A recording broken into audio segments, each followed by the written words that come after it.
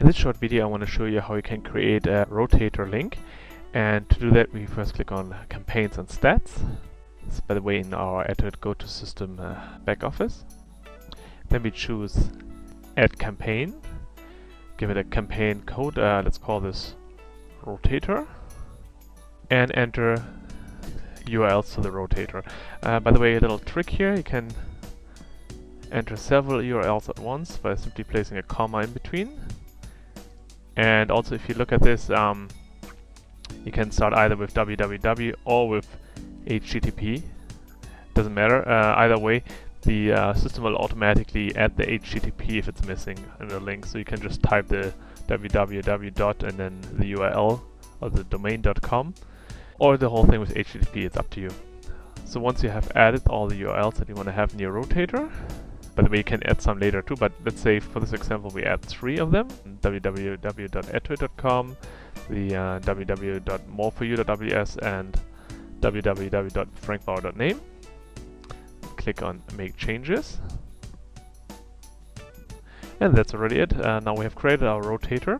And for example, if we want to later add another URL, we just simply click on Add URL, add another one. Let's say, for example, go to pro.com, make changes, and now the fourth link is added as well. Next step would be to get the actual URL that we need to use. Simply click here on Get Links, and that's the one here already.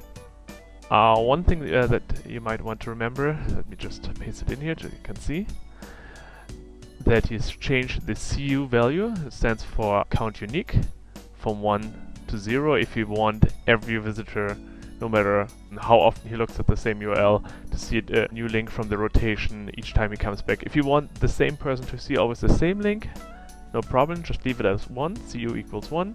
If you want it to be like a real rotator where every call of the URL, a new URL is served, just change it to 0. And one last thing I want to show you, just click on it here now, and it should show us now the first URL. Yep, here it is. Okay, let's go back quickly. I want to show you one more thing. This part here, rotator, remember that's our campaign code.